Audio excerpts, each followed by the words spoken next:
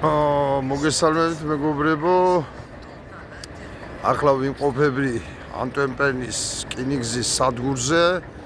აი მინდა განახოთ ჯერ სილამაზეს გაუსვათ ხაზი, რა ლამაზი და რა კარგად მოწყობილია.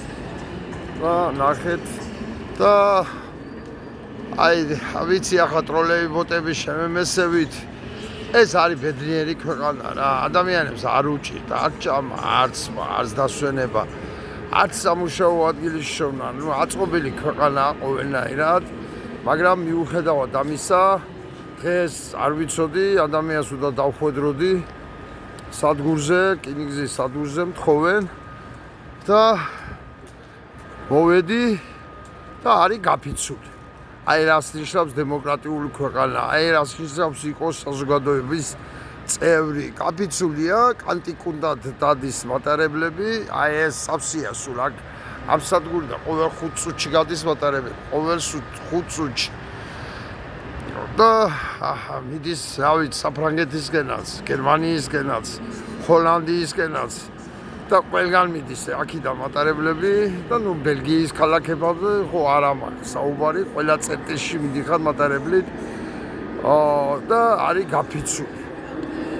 და ეს ახლა ამ ლაივს რა წერი, იმიტომ რომ გითხრათ, აი რას ნიშნავს, როცა ხელისუფლებას რაღაც გადაწყვეტილება არ მოგწონს, ნამდვილად არ ვიცი ახლა თქვილი რა ვთქვა, რატომ არიან გაფიცულები, პირობების გამო, ხელფასიზმატების გამო, რა ვიცი, არ ვიცი ნამდვილად, მაგრამ არიან გაფიცულები. და ჩვენ თავზე დაგვაგენ ქვეყანა და მიაქვენ რაღაცა ჭაობში, გვითრევენ, თვითონაც ჩადიან ამ ჭაობში და ჩვენაც გვითრევენ და იცით ალბათ ჭაობის თვისება, რაც უფრო ფართხალო, მით უფრო ღმათ ეფლობი ჭაობში და ასე ფართხალით ნელ-ნელა მოსახლეობაც მიყავთ ამ ჭაობში და თვითონაც იძირებიან. და ედედა აფეთქებული ბელგიელები თუ იფიცებიან, რომლებსაც ყოველ შემთხვევაში ჩვენზე ასე უკეთესი სამუშაო პირობები აქვთ, 100-ჯერ უკეთესი. რომლებიც ჩვენზე 100-ჯერ უკეთესად მაინც ცხოვრობენ. ეგენი თუ იფიცებიან. აი ქართველებს რა გვჭირს რომ ვისწავლოთ გაფიცვა ხელისუფლების წინააღმდეგ, მოთხოვნების აყენება ხელისუფლების წინააღმდეგ. წინა ხელისუფლება იქნება, ხელისუფლება იქნება თუ მომავალი ხელისუფლება იქნება. ეს თუ არ ვისწავლეთ, ჩვენი საშველი ნამდვილად არ იქნება და ამიტომ ყველას მოგიწოდებთ 15-ისთვის დავაორგანიზოთ და გავფიცოთ მთელი საქართველო, რათა იქნება რაღაცა ხავს ხელს მოვკიდოთ და მოვეჭიდოთ. თორემ ახლა ჩვენი დეპუტატები როგორ იქცევენ, აგეს ზარქუაზის მაგალითზე კარგად ჩანს, ქვეყანა თავზე აქვს დამხობილი დედა აფეთქებულს და თვითონ დუბაიშია თუ აბუდაბუშია წასული საგულაოდ რა.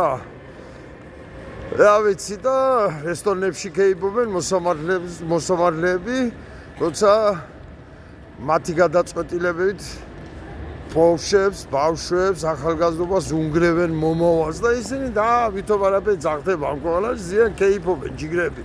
და ძალიან ლამაზი დღე იყო გუშინ, არ ბედნიერი, რომ ამ იმას უყურე და ჩემი აზრი კიდევ ერთხელ მინდა დავაფიქსირო 15-ში, რა თქმა უნდა, ყველაზე დიდი მასიური ამისთვის უნდა კეთდებოდეს დღეს უკვე ყველაფერი, რომ 15-ში იყოს დიდი გაფიცვა, მოიცვას მთელი ქვეყანა და მანამდეც უკვე მაგარი შედეგის მომტანი იყო და ვისწავლოთ აქციების სახლებთან, მოსამართლეების, პროკურორების, დეპუტატების, პოლიციელების იმ სადი მემანიშვილია თუ სიკვდილი და დოზანა და ასე შემდეგ. ყველა იმ პოლიციელი, რომელიც სადისტურად იქცევა და აწამებს ადამიანებს, ყველა სახლებთან უნდა იყოს გაფიცვები, მათ კომფორტში ცხოვრება და აბუდაბში სიარულის საშუალება არ უნდა ქონდეთ რა.